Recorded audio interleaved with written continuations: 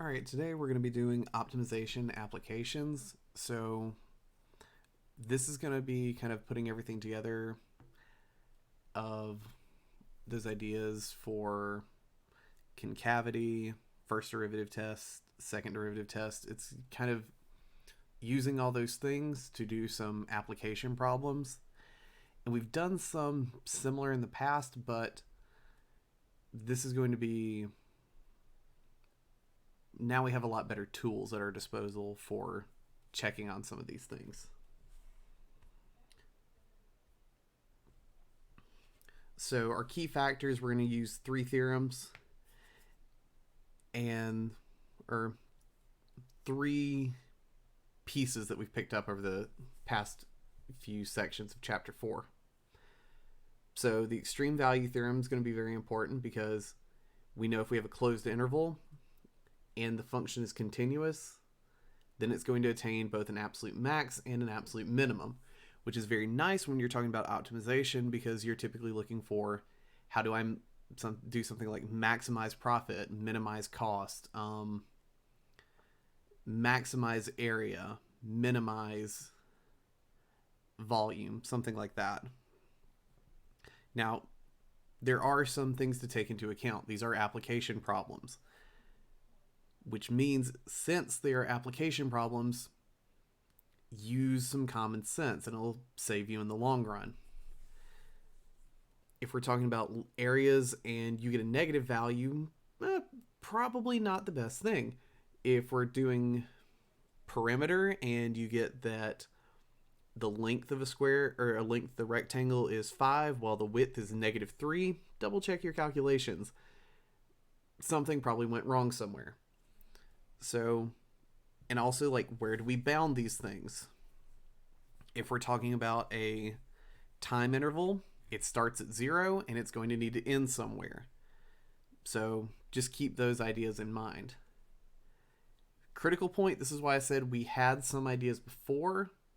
Now we're going to actually bring them into play. So the critical point we had used in the past, where is the derivative equal to 0? So just where is it equal to 0? Where is it undefined? But now we're also going to say, well, I need to check my critical points and my endpoints. So look for all those special points, and you can, if we're trying to maximize it, take the largest value. If we're trying to minimize it, take the smallest value. And then remember our first derivative test. If it goes from negative to positive, then it has a local min. If it goes from positive to negative, it has a local max. If it doesn't change, so something like x cubed, then there's no local extrema. And the second derivative test, this is going to be one of those that I talk about as a kind of time saver. Because we can bring concavity into it, I can identify without having to check to the left and right. All I have to do is just check the first and second derivative at the point. As long as I know the first derivative does equal 0 at that point, I'm good to go. So from then on, you can just continue and just check the second derivative. Now, if you want to check the left and right, that's fine. Just whatever suits you best and whichever you feel more comfortable with. So let's take our first example. What are the dimensions of the lightest weight right circular open top cylinder which holds 1,000 centimeters or cubic centimeters? So here's two examples of possible cylinders. You could have one that's got a larger radius but doesn't have quite as much height, or you could have almost more like a Pringles can. So it's the difference kind of like between a Pringles can and like a 10 of those cookies that you get at Christmas. So which one is more efficient? And we're going to look specifically for what is the exact one that's most efficient, because this is a problem you might run into. We don't need to use excess if we don't have to. I just need it to hold 1,000 cubic centimeters. It doesn't say that it has to be at least this big to fit whatever item is being placed in this. It just says it just needs to hold that much volume. So first things first, what's the equation for the material of the cylinder? Now there's a key thing in here. It says the cylinder is open topped. So this is like an open Pringles can. So I'm going to try and figure out what I need to use. So, and again, remember, you have your radius and you have a height. And then same thing for this one. I can't draw a straight line, but you know what? We all have our faults.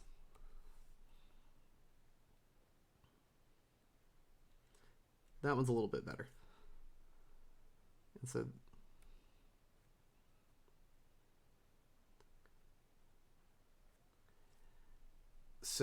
the question's going to be, as you can see, I gave up with the left one. I at least tried to make the right one look slightly better. So if I need to minimize the amount of so basically I'm trying to find the minimum amount of material I have to use to hit 1,000 cubic centimeters. So if this has a base, this means it has a disc, and then it also has this, all of this that's going around it, so the tube part of the cylinder. So our surface area that we're using, and I'm just going to use A, is going to be 2 pi RH, because that's going to be the amount of area here, because you could think about if you were to kind of lay that part out, here would be H, and then the cylinder would be 2 pi R. You can think about it laid out like that. So that's where this comes from, is just basic length times width area. Just because it's wrapped around, it's still basically a rectangle. It's just a folded, or it's a rectangle that's connected on the other end. So, and also in this case, we're kind of saying that the thickness is negligible. So we're not talking about, I don't know, it being like 1/4 of an inch versus an inch of thickness on it. We're just kind of looking into what are the dimensions, because all that would come later on. And then because it's open topped, that means we only have the bottom area.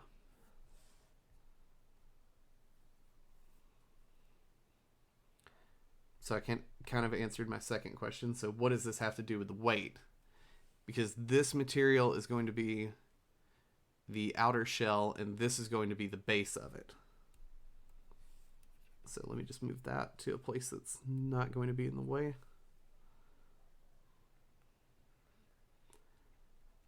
So 2 pi R and H, and remember this is just like you cut this here and laid it out flat. So this is great and all, but I don't need to do like with a related rates problem where it's moving with respect to time. I just need to minimize the area, which means I need to take the derivative.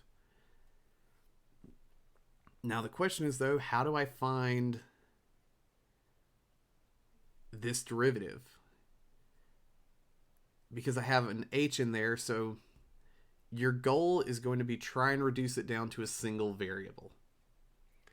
And the way we're going to do that is take into account, okay, what's the volume of a cylinder? So volume equals, as long as I remember correctly, it's just going to be pi r cubed, or sorry, pi r squared h.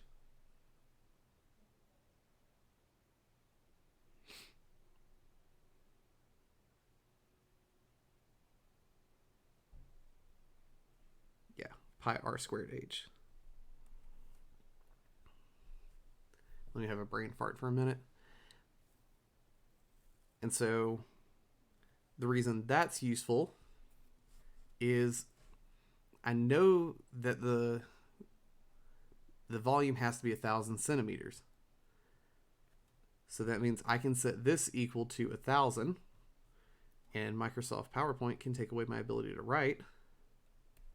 And then if I solve for h, I get that h is equal to 1,000 over pi r squared.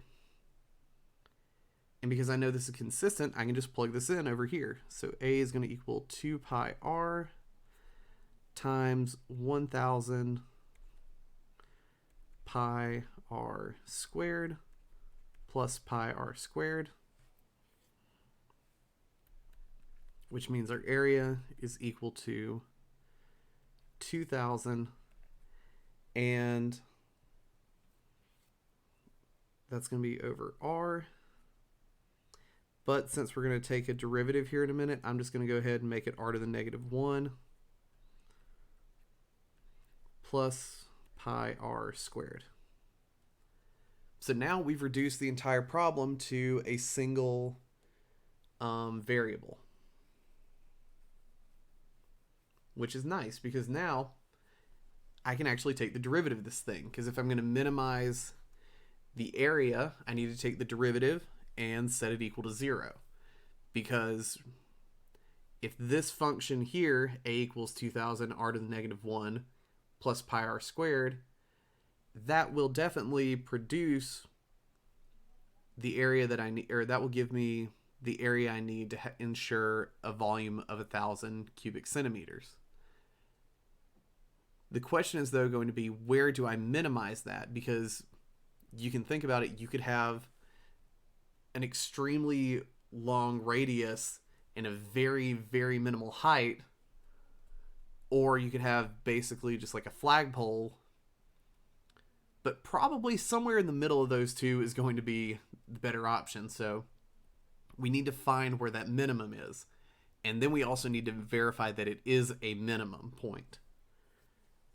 So if I take the derivative of a with respect to r, I get negative 2,000 r to the negative 2 plus 2 pi r.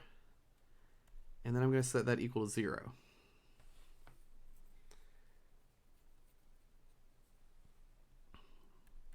So what this gives me is negative 2,000 over r squared plus 2 pi r equals 0. Now, could you try and guess and check? Sure. You're not going to find it very easily, though. Keep in mind what we're dealing with. Remember, I said take some logical steps. We're talking about a radius of a circle, or a radius of a cylinder. R is always going to have to be greater than 0. So one thing we can do is let's just multiply both sides by just r squared, just to get it out of the denominator here. So that gives me negative 2,000 plus 2 pi r cubed is equal to 0, which if I add 2,000 to both sides and divide by 2 pi, that's going to give me r cubed is equal to 1,000 over pi. So that means the radius we need is the cube root of 1,000 over pi. This is why I said you weren't going to guess it.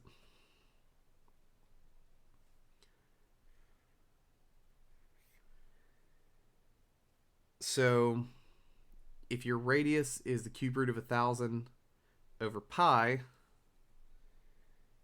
then this also means your height is going to be equal to 1,000 over pi, and then it's r squared, so the cube root of 1,000 over pi, and that's squared,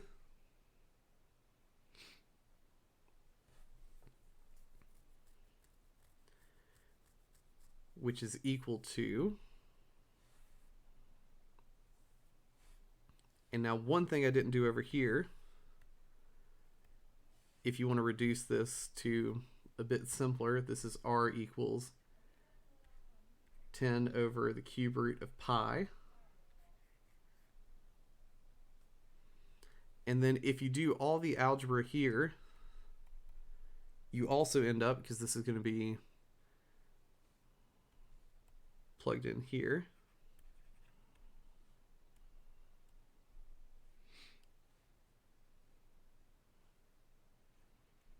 over the cube root of pi.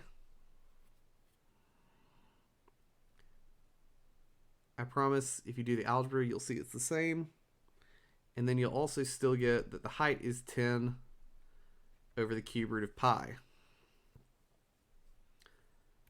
So kind of an interesting thing about this is that the radius and the height are equal to the same value, which for this problem is 10 over the cube root of pi.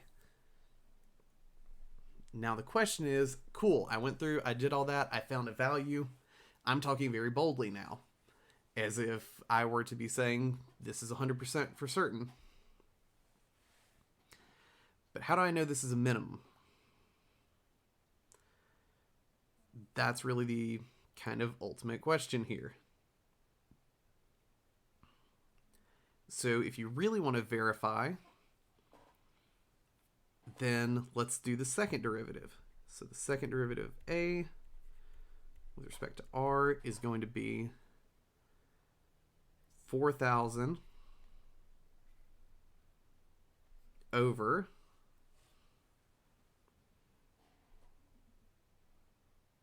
r cubed plus 2 pi.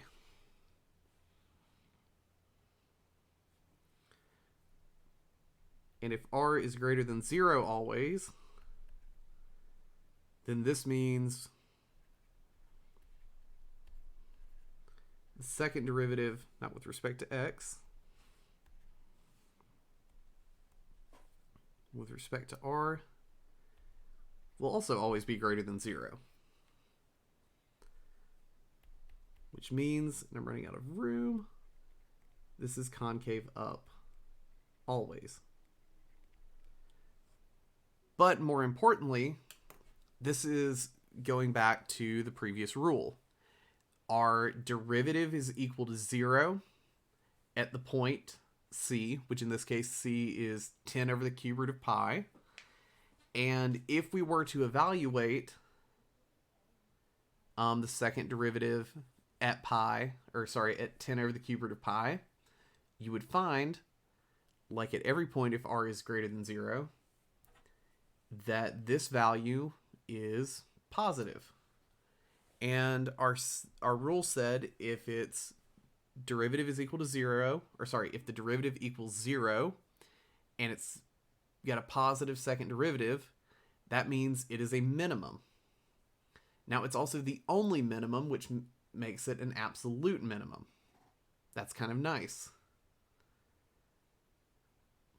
Now I say it's the only minimum because we're looking for r greater than 0. We do have r's undefined at 0, which means to the left there could be a concavity change. But I'm not looking at r equals 0 because it's outside of our domain. Just keep that in mind. But we've met the second derivative test. Derivative equals 0 at the point, and second derivative is positive, making it a minimum. And because it's the only place on this interval on the interval 0 to infinity that has a critical, or that is a critical point, that also means it's got to be the only minimum. And if you wanted to, you could plot this out using some graphing utility, and you would see that at 10 over the cube root of pi, which is going to be a very I won't say interesting number, but basically you don't go too far before you've got the right value you need. Because you're doing the cube root of pi, which is going to be like the cube root of 3. So, kind of interesting there. Now, here's one where previously we worked on an open domain. This one is r greater than 0, so our domain was from 0, which was open, to infinity.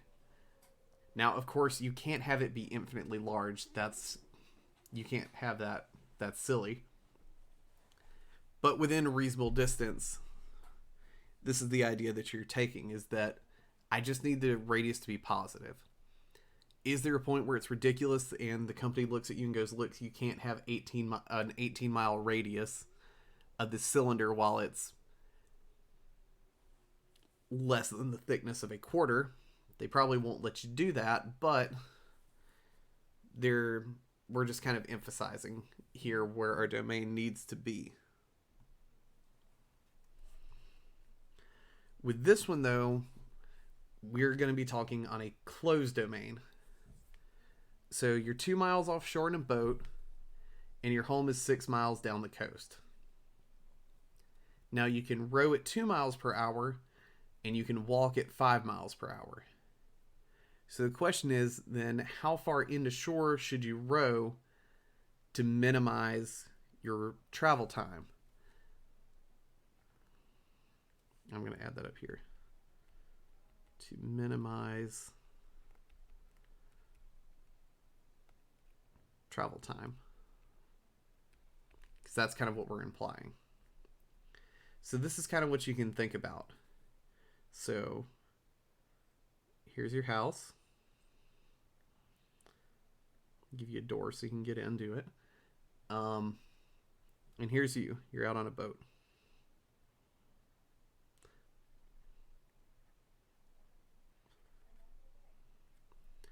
Now, because you can row at 2 miles an hour and walk at 5 miles per hour, you have to make a choice. Do you go the whole route in the boat? Probably not the best idea. Because notice here, we're not trying to minimize our distance. Because if you think about this like a triangle, your hypotenuse is going to change here. So you can either go all the way in the boat, you can go part of the way in the boat and walk the rest, or you can say, I don't want to row anymore, row straight to shore, and then walk the whole 6 miles. The question is, though, which one is your better option? So again, I'm not trying to minimize distance traveled. I'm trying to minimize time that I've traveled. Because if you want to minimize travel time, or distance, then it's just simply what's shortest distance between 2 points. Straight line. Which means boat all the way. But you want to make it there the fastest. So the amount of time traveled. And what we're going to do is we're going to break this up into sections. X is going to be the amount of time, or not the amount of time, but how far I travel on the boat. And then 6 minus X is going to be how much I walk. Now, this is where you kind of have to play a little strategically. So you know that the rate of travel is the distance you travel divided by the time. Which means if you solve for this, that means time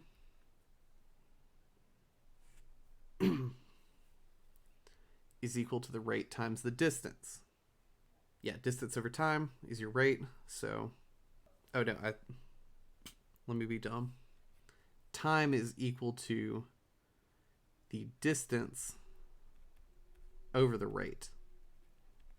Sometimes my brain does not work, but eventually it catches itself. So what I'm going to do is I'm going to use this relation. So my time is going to equal, it's going to be the distance that I travel on boat plus the distance I travel on land. Or sorry, it's going to be the time that I spend traveling by boat plus the time I spend traveling on land. Now the question is, what is that going to be? Because we need our distance here. So time on boat, because that's where we start. And then we're also going to have our time on land. So fortunately, we already have the rate for both of these. You know that you can row at 2 miles per hour and you can walk at 5 miles per hour. So then the question becomes, okay, then what's my distance? Well, distance walking is pretty easy. It's just this 6 minus x term. As for your distance on the boat, that's going to be this hypotenuse of the triangle. Take advantage of the fact you have a right angle, and then just use the Pythagorean theorem. You have x squared plus 4 would be your distance, or the square root of x squared plus 4. So now I'm in pretty good shape. Because what this means is I can now take the derivative of all this and set it equal to 0. Because again, I'm going to try and minimize my time function. So if we check this, so first things first, unfortunately, we have a quotient rule, or sorry, not a quotient rule, chain rule. So the derivative of time with respect to x is going to equal, so derivative of the inner function is going to be 2x, and then divided by 2, which comes from here, times 2 square roots of x squared plus 4. So fortunately, one of these 2's cancels out. And then this one, you could think about this part as 6/5 minus x over 5, which is going to be equal to, once you take that derivative, 6 dies. So this is actually just minus 1/5. And then, spoiler for the next problem, we set this equal to 0.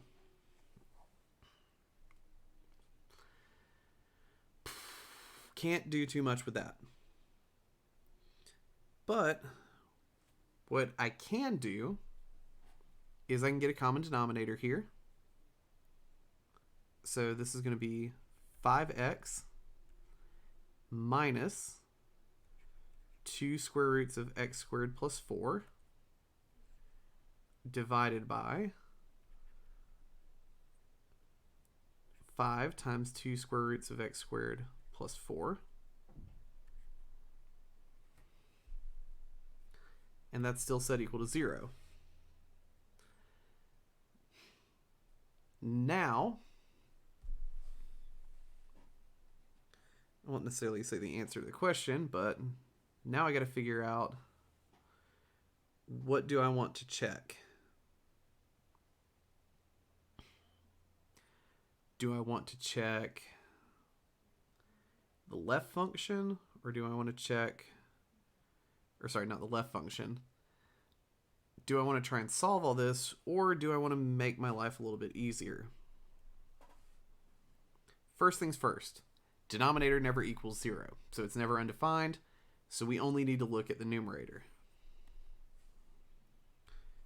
So that means what I'm dealing with is 5x minus 2 square roots of x squared plus 4 is equal to 0. Now, I don't want to deal with that either, so I'm going to add the 2 times the square root of x squared plus 4, and I'm going to get 5x equals 2 times the square root of x squared plus 4. And then we're going to use an old algebra trick. So if I square both sides, I'm going to be left with 25x squared equals 4 times x squared plus 4, which is going to give me 25x squared equals 4x squared plus 4. And then if we subtract it over x squared, that's going to be dividing by 21. Oh, that's not 4x squared plus 4. That's going to be 4x squared plus 16. Which means that I'm going to get x is equal to plus or minus the square root of 16 over 21. But like I said, use a little common sense. What is x bound between? It's going to have to be between 0 and 6, because I can either travel no distance by boat other than this initial 2 miles, or, so it means I can travel the 2 miles here and then walk the other 6, and then I'm not going to go past the house and then double back. I'm going to either just boat straight to here to complete the whole journey. So this means that x has to be, now square root of 16 is just 4, so it has to be the positive version of the answer. So 4 over the square root of 21.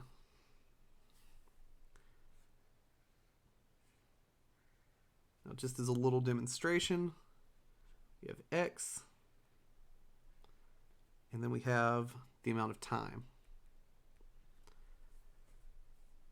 And I've already done these calculations. So if you were to just go straight to shore, so go straight to shore and then walk, so you do 2 miles by boat and 6 miles on land, that's going to give you a travel time of 2.2 hours.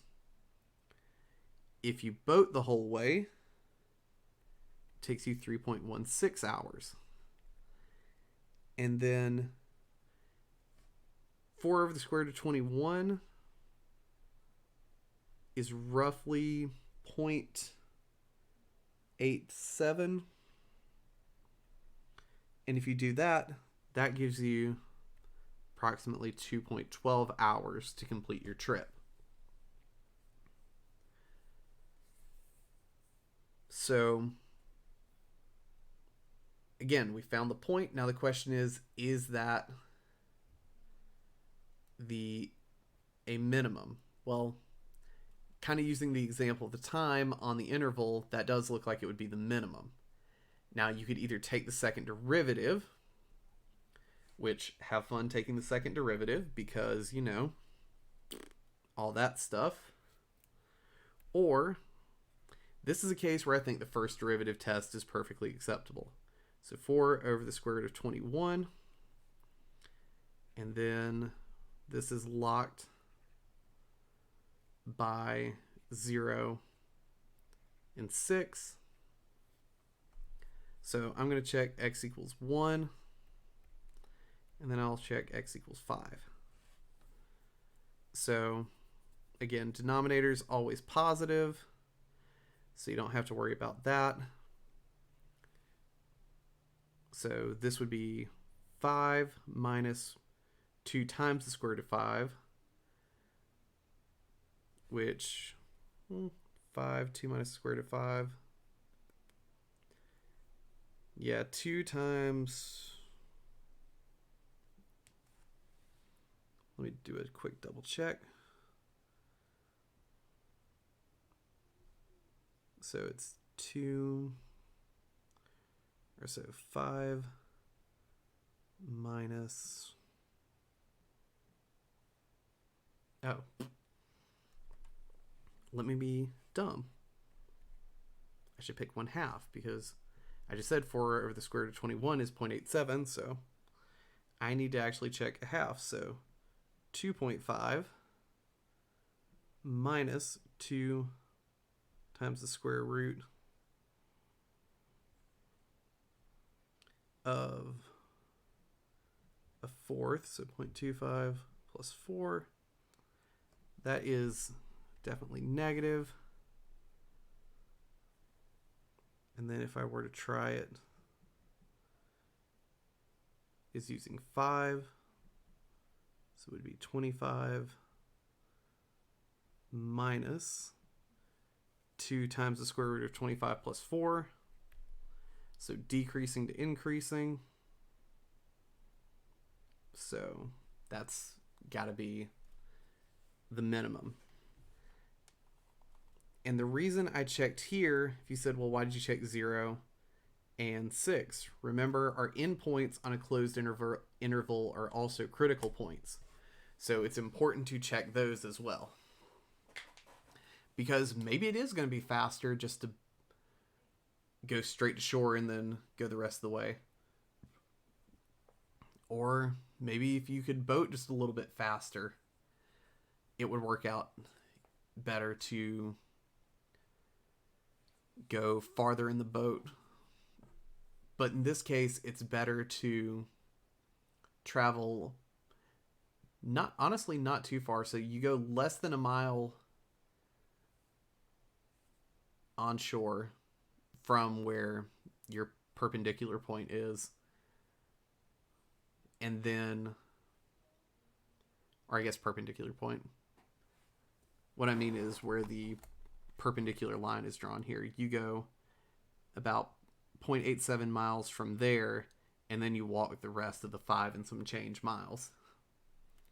And that's the fastest amount of time it takes. Now, this one is, again, kind of a more manufacturing idea of a problem. So you have a window that's a semicircle over a rectangle. The glass in the semicircle is tinted, so it's got a 50% light reduction. The perimeter of the window is always going to be constant. Now the question is, what dimensions do I make the window such that I maximize the amount of light coming through? So, what dimensions maximize the amount of light? This means, think about how much light is being let in through the different parts of the window. So you have this area. So it's 1/2 pi r squared. But it also only lets in 1/2 of the amount of light. So it's not just the 1/2 pi r squared is the amount of light that gets to come through. It's 1/2 of the 1/2. And then the area here, which would be 2r times h, since it's not tinted in any way, and we're going to assume that the amount of transparency is basically 100%. Now, it could be something where it's like it's a 99.97% translucent, but it's enough to just round to 100% transparency. So we need to bring in 2 equations. The perimeter, because it's always going to be constant, and the amount of light transmitted. And so you have the 2RH, and then the pi r squared, or 1/2 pi r squared. And then again, it's also divided by 2 because only half of the amount of light that comes in through the window, or half the light that goes... Let me restart. Even though you have 100% of light that hits the window, only 50% comes through due to it being tinted. Now, if you're saying, okay, well, why did I bring the perimeter in here? You're always going to be looking for two equations, or not always, but it's always helpful that if you have two variables, you want to try and reduce it down to one variable. And to do that, you're going to need, well, two equations. Because I need to solve for h in the amount of light transmitted, because I'm trying to maximize the amount of light. So that means I'm trying to maximize this equation, not the perimeter. The perimeter is constant. So since the perimeter is constant, that just means we're only stretching the amount that the light of, or the amount of light that can go through it. So you solve for h in the perimeter equation because that puts it all in terms of r. Now, if you say, well, but there's still that, the perimeter is still in there. The perimeter is constant, so you don't have to worry about it, which is nice. Anytime you see is a constant, does not change, things like that, that's always a nice hint that you can just use that as just a number. So your derivative rules that apply to constants apply to this particular perimeter. Then if you solve for h, you get p minus 2r pi plus pi r, all divided by 2. You plug this in to here,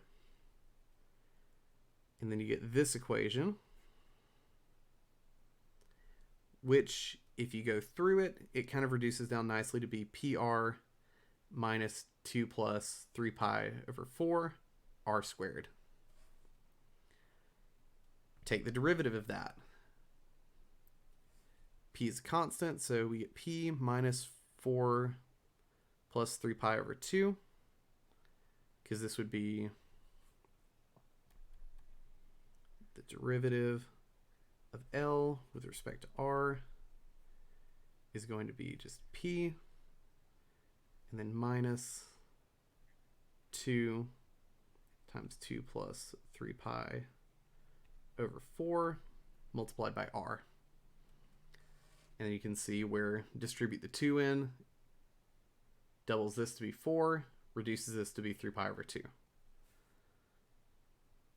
Then, of course, set this equal to 0.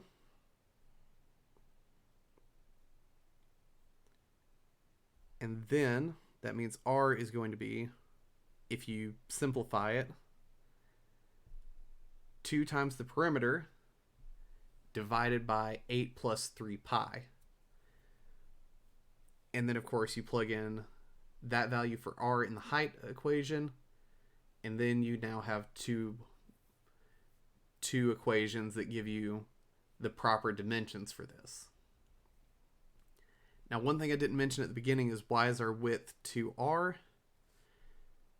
Well, that's going to come from the fact that the top of the circle is a semicircle. So there's your radius, which means it's going to be r this way and r this way. So that's where the 2r came from. Just thought I would mention that at the end. And then if you took one more derivative, you would get that the second derivative is negative 4 plus 3 pi over 2, which means derivative is 0, concavity is negative, which makes that a maximum. So you're in good shape. Now the thing is, what does it tell you about the optimal window size? Well, mostly that the optimal window size is, one, it's a function of the perimeter, but it's 2 over 8 plus 3 pi, so like 2 over almost like a little over 17, and then 7 times, like a little over 7 divided by a little over 34. So it's still both kind of just dependent, but they're a particular fraction of the perimeter, which I know sounds kind of like a cop-out answer, but it doesn't really tell you too much. You would just have to actually plug in the value in that depending on the perimeter, the shape is still going to be pretty consistent, but it's those particular ratios of the perimeter. So the roughly... So this was roughly, I think I said 2 over 17 of the perimeter. This is roughly 7. Yeah, and then I said that was over 34 times the perimeter. Which we could get this to be. So this would be 4/37 of the perimeter and 7/34 of the perimeter. So an interesting amount of it. You would think that you would need a lot more of the perimeter to be kind of dealing with, or it seems odd that the height's only 3/34 and, or sorry, 7/34, and then the radius is 4/34 roughly. But just because of the amount of area that's transmitted through, that's why these proportions are needed. And that does it for optimization. Let's see. Next up is going to be Newton's method. And then after that, we get into antiderivatives, and that's all for Calc 1.